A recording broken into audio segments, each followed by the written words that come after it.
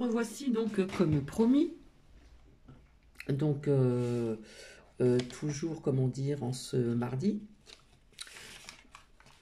28 septembre 2021.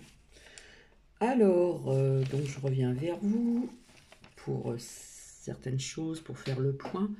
Ah oui, je vous ai pas montré, du coup, j'ai planté l'autre lierre d'où, comment dire, les racines commencent à sortir. Et là, j'en ai d'autres, hein, parce que vu que j'en ai qu'un dans un pot, donc je vous montrerai tout ceci par la suite.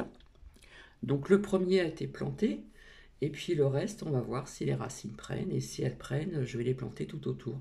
Parce qu'une branche, voilà, ça fait pas grand-chose. Donc c'est du lierre qui vient vraiment de la terre, hein, de l'extérieur, c'est pas du faux lierre qu'on achète, hein, vous savez où on trouve ceci. Il y a plusieurs endroits, bien sûr. Et puis je vous montrerai donc le résultat. Donc, je suis désolée, je suis toujours pas dans la malveillance, mais via une abonnée, voilà, toujours la même personne sur YouTube qui vous parle quelque part de la préhistoire, etc., etc.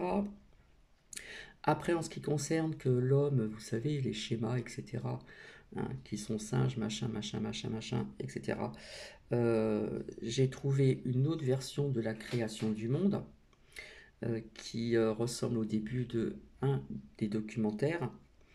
Voilà, donc ce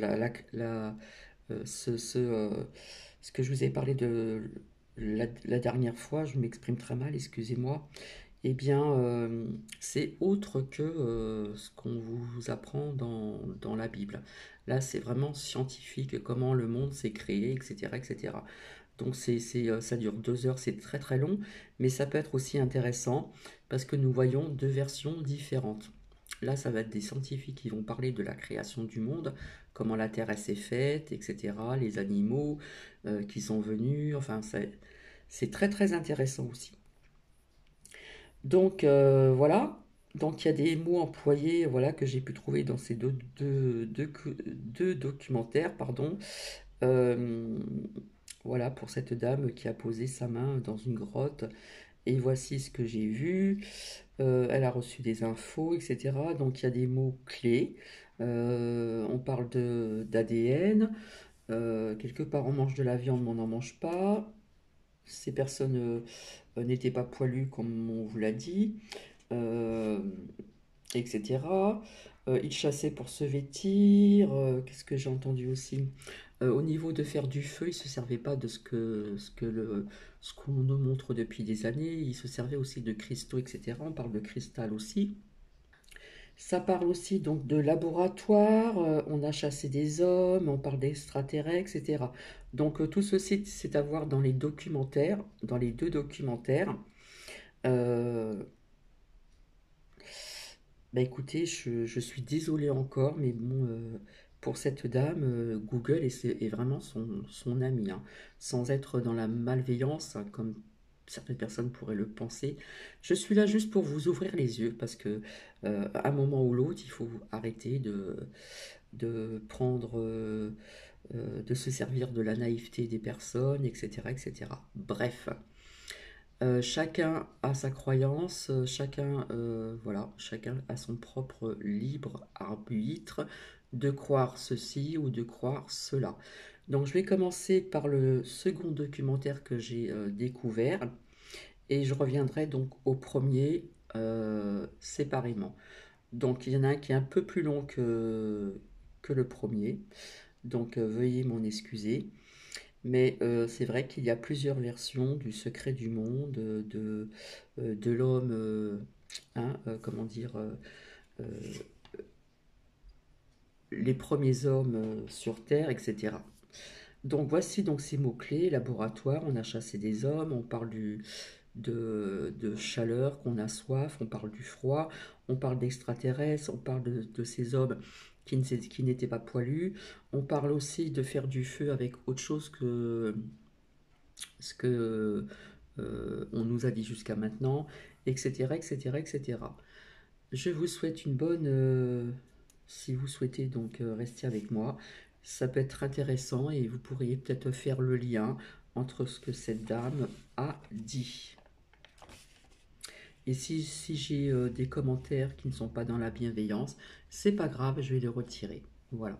Mais moi, j'aime bien, quelque part, ouvrir un peu les yeux pour certaines personnes qui ont encore cette naïveté de croire certaines choses. Après, je ne parle pas des documentaires, hein. Je parle uniquement de la personne qui a reçu des infos, qui a très mal dormi, qui a mis la main dans une grotte il y a plusieurs années sur une main rouge, vous savez, comme il est dessiné des dessins préhistoriques, etc., etc. Ben écoutez, je vous dis à plus tard. Bisous.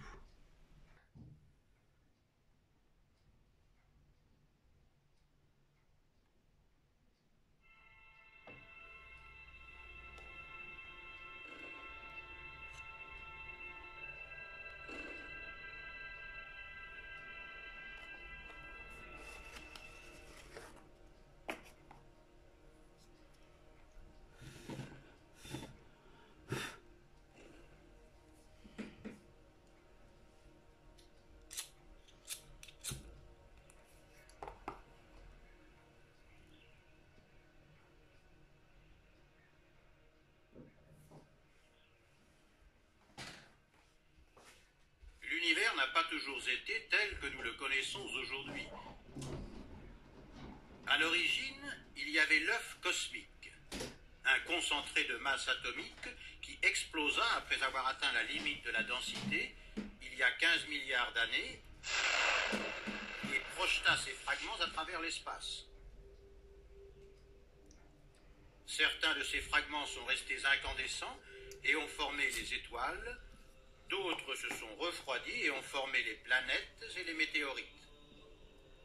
Ces éclats, voyageant dans l'espace, ont fini par former le nombre inimaginable de 10 puissance 11 galaxies qui forment l'univers. L'univers est si gigantesque que notre galaxie, la Voie lactée, déjà immense puisqu'elle contient 234 milliards de systèmes solaires en plus d'une autre, n'est qu'une goutte d'eau dans cet énorme océan.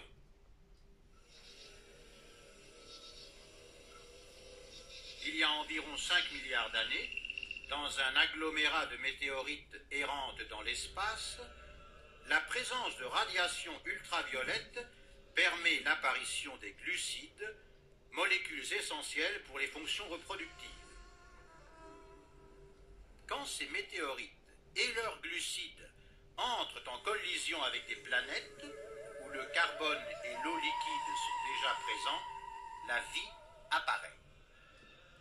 C'est ainsi que des formes de vie naissent sur certaines planètes de la Voie lactée et probablement sur d'innombrables planètes d'autres galaxies.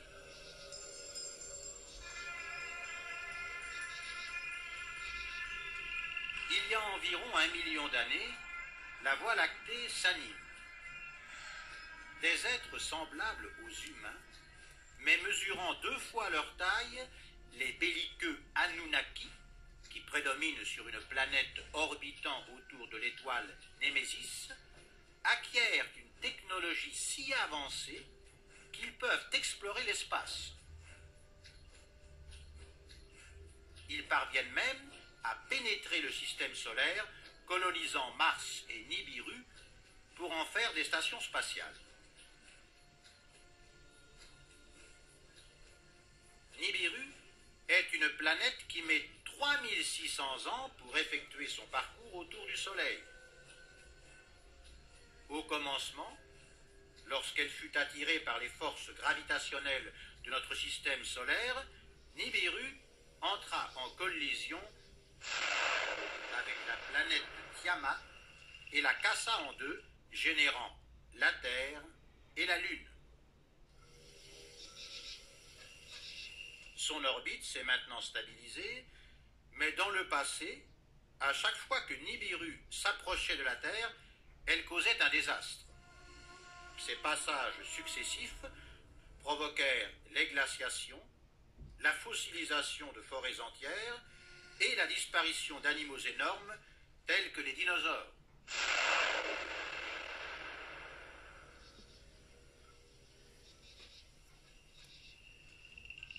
il y a environ 250 000 ans.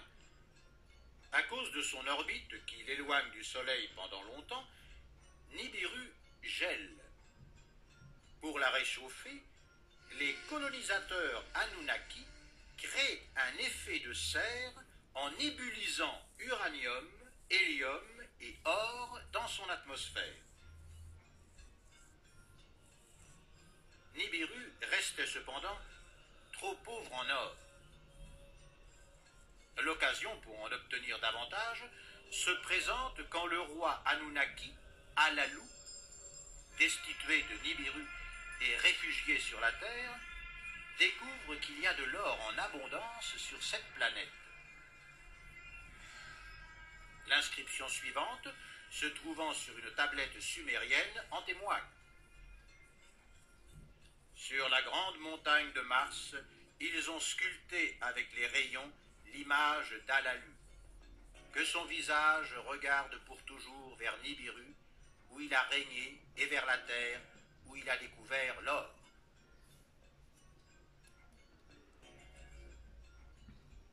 Sur Mars, dans la zone de Saint-Donia, il y a en effet une formation montagneuse semblable à un visage humain.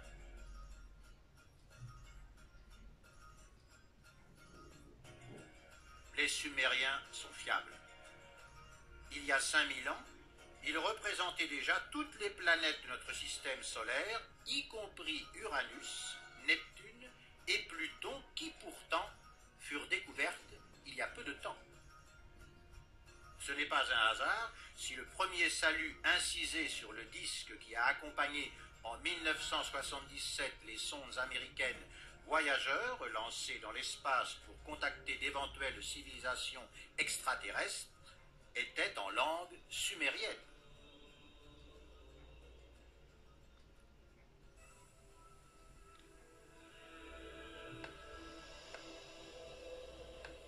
Quand le nouveau roi de Nibiru, Anu, apprend qu'il y a de l'or sur la Terre, il prend la tête d'une expédition. Accompagné par ses fils, Enki et Enlil, par d'autres membres de la famille royale et plusieurs centaines de scientifiques et de militaires, Anu débarque au sud de la Mésopotamie, où il établit Eridu, qui veut dire maison loin de la maison. Les tablettes sumériennes citent les Anunnaki comme étant ceux qui sont venus des cieux sur terre. Elle raconte que Anu confine Alalu sur Mars et que les Anunnaki commencent la construction des établissements nécessaires à la mission. Ayant besoin d'eau et de glucides, ils créent l'Éden, champ d'agriculture et d'élevage. Puis, en explorant la terre entière, ils découvrent d'abondants gisements d'or au sud de l'Afrique.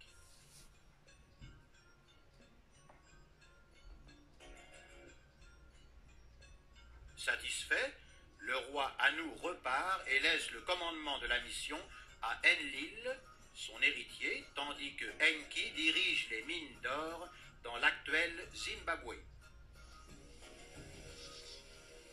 Mais les explorateurs Anunnaki, utilisés pour la dure tâche des excavations d'or, refusent bientôt de travailler. Dans la Bible, écrite des millénaires plus tard et qui reprend les récits sumériens, les Anunnaki sont appelés Elohim et cette rébellion est représentée par les anges désobéissant aux ordres de Dieu. En ce temps-là, des troupeaux d'Homo erectus vivent au sud de l'Afrique. En les observant, Enki réalise que ces primates sont adaptés à creuser la terre. Il capture donc une femelle erectus et l'amène à Enlil, chef de la mission.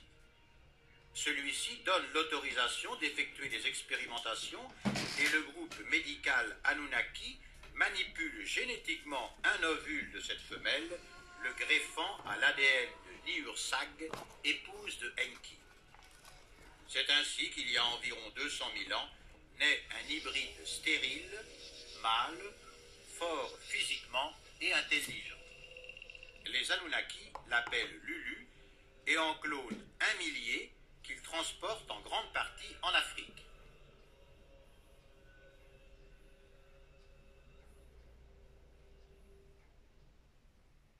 Créés pour obéir et travailler, les Lulus intègrent des concepts inexistants dans la nature. Celui de Dieu, en reconnaissant les capacités supérieures des Anunnaki, et celui de l'immortalité, tiré du fait qu'ils ne peuvent jamais constater la mort des Anunnaki puisque leur espérance de vie dépasse les milliers d'années terrestres.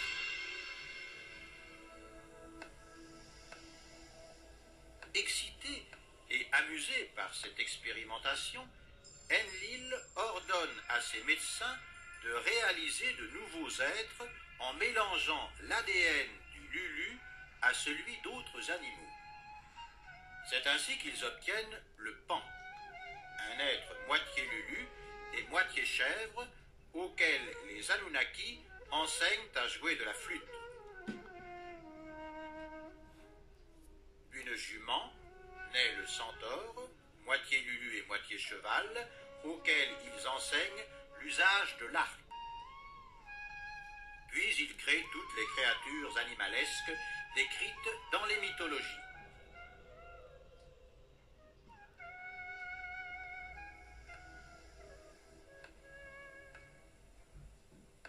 L'amusement se termine lorsque ces hybrides s'éteignent, ne vivant que 100 ans, tout comme les Lulus. Les médecins clonaient en continu, mais en nombre insuffisant. Les travaux traînaient. Enki comprit alors qu'il fallait un Lulu fertile, apte à procréer, sans plus passer par les laboratoires. Enlil n'était pas d'accord sur ce point. Il craignait une croissance incontrôlable de ces êtres qui auraient pu se rebeller, faisant ainsi échouer leur mission. Enki rétorqua qu'avec ce nombre limité de Lulu à disposition, la mission allait sûrement échouer.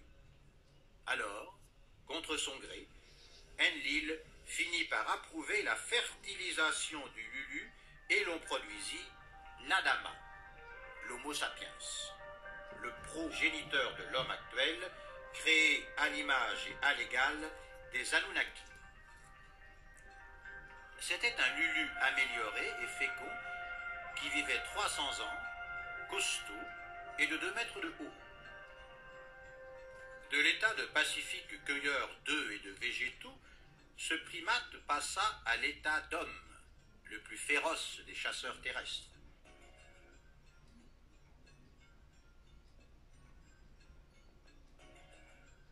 Cette idée que l'Adama puisse être dangereux divisait encore les Anunnaki. Enlil était soutenu par la famille royale et les militaires qui voulaient tous éliminer les Adamas en faveur des Lulus plus contrôlables.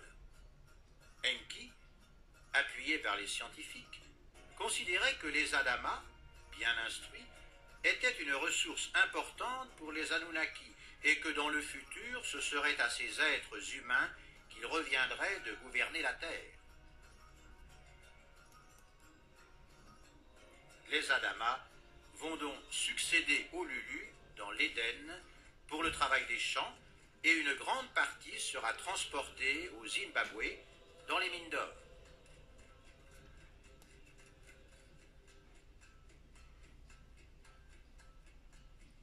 Un problème se pose en Afrique lorsque Enki engrosse 2 femelles humaines et que celles-ci mettent au monde des fils. Quand Enlil l'apprend, il devient fou de rage. C'est un opprobre pour lui, autant que l'union sexuelle d'un homme avec un animal l'est aujourd'hui. Il accuse les femelles humaines de péché originel et ne souhaitant pas que ce problème surgisse à Éric, il ordonne de chasser les êtres humains de l'Éden. Dans la Bible, c'est le renvoi du paradis terrestre.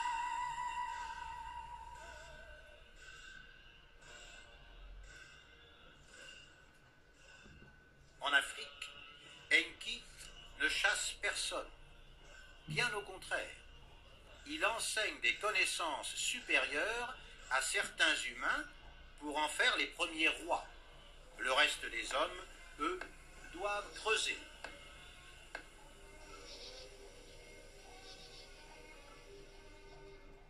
Enki, considéré comme un dieu, confère le titre de prêtre à des initiés et instaure la première religion. Sa règle est l'obéissance totale. La menace ultime est la mort. L'homme est donc contraint de servir ce Dieu impitoyable. Pire encore, ce concept du pouvoir absolu est adopté par les rois qui exploitent à leur tour leurs assujettis avec violence.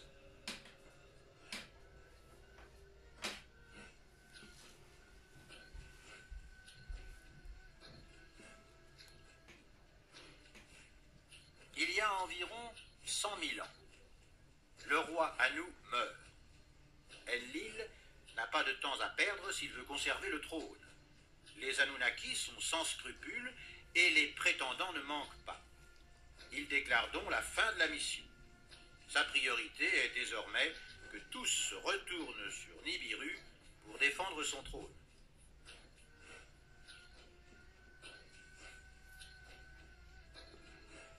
Enki, n'étant qu'un fils engendré par une concubine, sait qu'il ne pourra pas accéder au trône. Il refuse donc de partir, estimant avoir déjà son propre trône en Afrique. Enlil se fâche. Il ordonne aux Anunnaki assignés au port spatial de l'île de Pâques, les fameux Moai, de garder Enki sous contrôle. Puis, lui et sa suite quittent la Terre.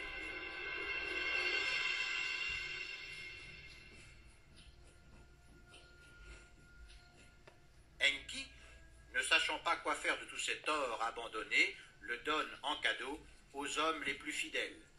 C'est l'âge d'or, et il y en a en abondance à cette époque.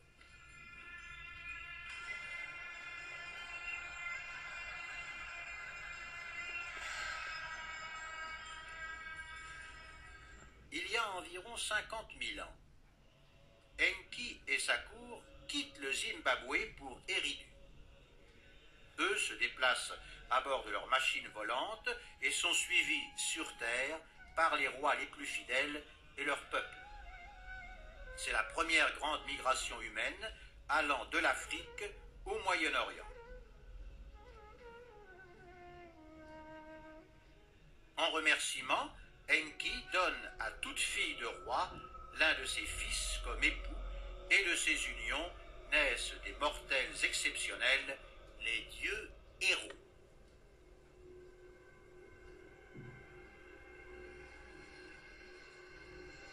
Cependant, à Eridu, cette concentration d'Anunnaki et de dieux héros, tous guerriers, risquant de se transformer en conflit, Enki envoie les dieux héros conquérir la terre entière, déjà occupée par les descendants des renvoyés du paradis terrestre. Les dieux héros partent donc, et certains vont occuper l'Égypte et la Palestine. D'autres envahissent le continent européen et éliminent les hommes de Néandertal. D'autres s'établissent à Malte et en Sardaigne en faisant des cités-écoles pour initiés. D'autres s'installent sur les terres jadis émergées de l'océan Atlantique et fondent la puissante Atlantide. Et d'autres encore arrivent jusqu'en Chine et en Inde. Les dieux héros équipent leur territoire de bases pour le lancement de missiles, de gigantesques constructions en pierre où garder leurs armes nucléaires et d'énormes phares pyramidaux visibles du cosmos. C'est ainsi qu'apparaît simultanément, en différentes parties du monde, le même type de construction et de culture. À la mort des dieux héros, leur trône passe aux descendants engendrés avec des humaines, formant les premières postérités royales.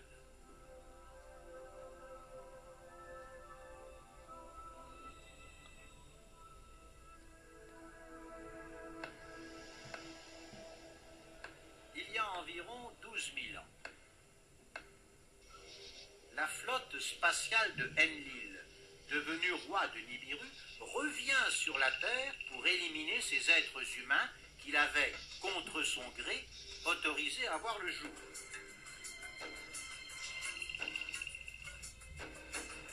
Enki tente de communiquer avec son frère.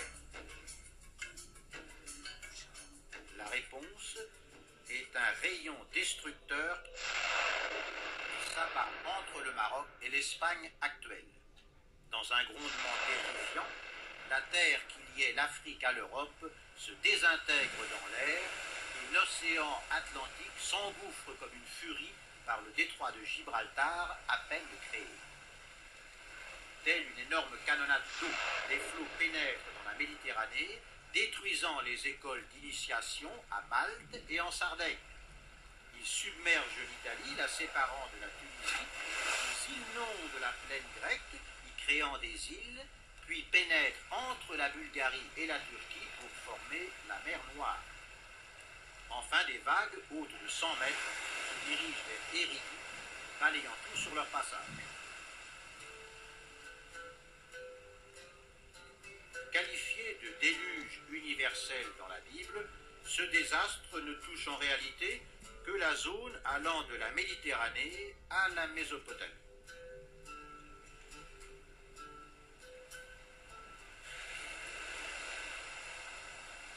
Enki avertit le roi Siusudra, le Noé biblique, qui construit une grande barque où il se réfugie avec sa famille et ses animaux. D'autres survivants, provenant des terres désormais submergées par la mer Noire, vont s'installer non loin d'Eridu, où ils fondent Ur, constituant le peuple des Sumériens. Ils ne savent pas qu'ils sont près d'une base Anunnaki. Enlil aperçoit ces quelques survivants humains, mais quand Enki se jette à ses pieds, il triomphe et se satisfait de la situation. Cependant, il n'est pas revenu dans le système solaire uniquement pour punir Enki et les humains. Il doit évacuer Mars, devenu inutile. Il repart donc avec son escorte.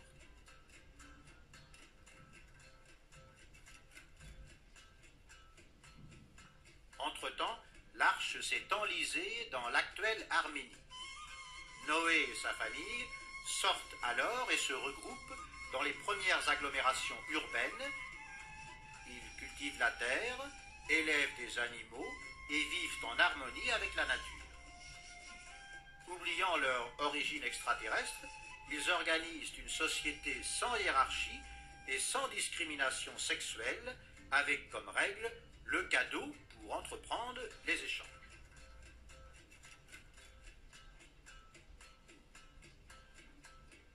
En Mésopotamie, les Sumériens découvrent leurs voisins Anunnaki et les adorent comme des dieux. Les Anunnaki, eux, se flattant d'être considérés comme des divinités, s'amusent à exposer leur savoir à ces petits hommes à la tête noire. Dès lors, les Sumériens inventent l'écriture en imprimant sur des tablettes en argile des caractères cunéiformes représentant les expressions phonétiques de la parole. Ils inventent l'école pour l'instruction et ils accomplissent des calculs compliqués en ingénierie, se montrant capables de résoudre des équations algébriques de 3e degré.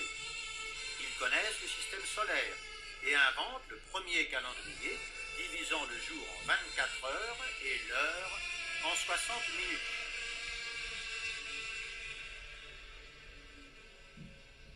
De leur côté, les Anunnaki ambitionnent de se partager la terre. Le fils de Enki, Marduk, soumet les gens de la Tunisie jusqu'au Soudan et constitue le peuple des Égyptiens. Son domaine comprend les pyramides, jadis construites par les dieux héros, tout comme le Sphinx, un énorme lion en pierre que Marduk fait modifier pour lui donner le visage de son fils Nabu. Mais Marduk est bientôt chassé d'Égypte et revient en Mésopotamie où il bâtit Babylone.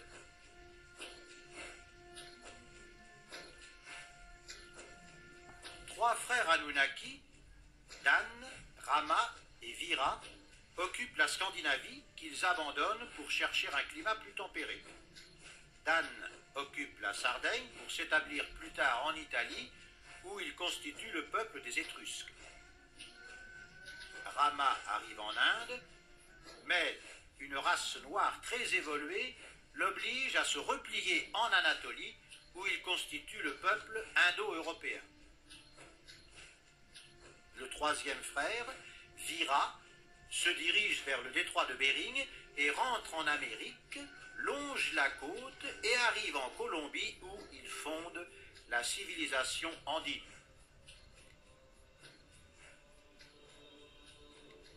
L'Anunnaki Wang, appelé l'empereur jaune, occupe la plaine de Pékin et envahit les peuples voisins, établissant l'ancienne Chine. L'Anunnaki Yahweh occupe la Palestine et s'allie à Marduk pour détruire Sodome et Gomorrhe, qui refusent de se rendre. Les murs vitrifiés de ces villes affichent encore une radioactivité typique des explosions nucléaires.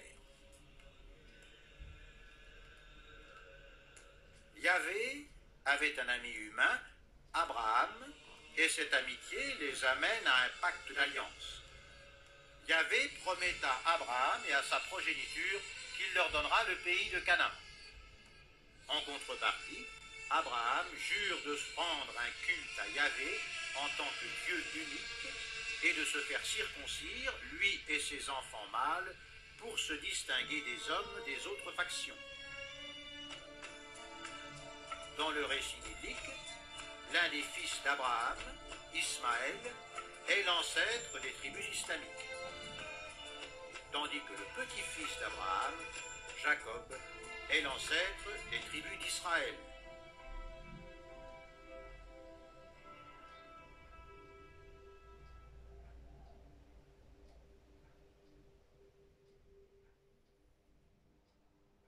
Il y a environ 5000 ans, une révolte éclate sur Nibiru. Enlil est sur Mars et la quitte de si mauvaise humeur qu'il arrive sur Nibiru et commet tant d'iniquités que sa propre famille royale le contraint à l'exil. C'est Enki qui est alors rappelé d'urgence sur Nibiru comme héritier du trône. Lui, qui souhaite laisser aux hommes la gestion de la terre, appâte les Anunnaki répartis dans le monde en leur promettant que s'ils le suivent, il partagera avec eux le pouvoir sur Nibiru. C'est ainsi qu'il y a environ 5000 ans, les Anunnaki abandonnent la terre.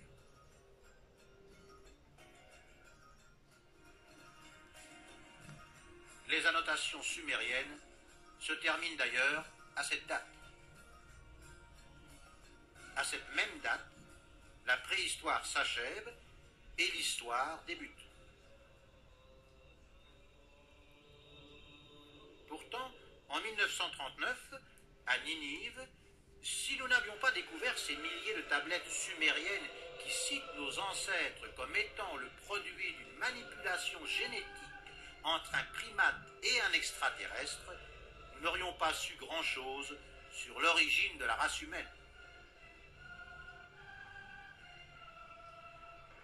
Si ce que les Sumériens ont écrit est vrai, cela explique le manque de pièces prouvant l'évolution darwinienne de l'homme et ces énormes œuvres en pierre que notre technologie d'aujourd'hui ne peut égaler. Si cela n'est pas vrai, très vive félicitations à la fantaisie de ces Sumériens qui, il y a 5000 ans, ont inventé cette histoire fantastique. Désolé, il fait noir, hein, je n'ai pas ouvert les stores. Donc vous voyez, ça parle un petit peu de tout, ça parle de clones, ça parle de pas mal de choses. Et puis ça dérive sur l'arche de Noé, et puis. Donc vous voyez, il y a quand même allez, des indices via ce que l'on dit sur une certaine chaîne sur YouTube. je vais revenir ultérieurement pour ce deuxième documentaire qui était à l'origine le premier. Donc ça parle encore d'autre chose, mais bon. Je veux pas que ça soit très long, donc désolé, il fait noir. Je vous fais des bisous et je vous retrouve assez rapidement. Bisous bisous.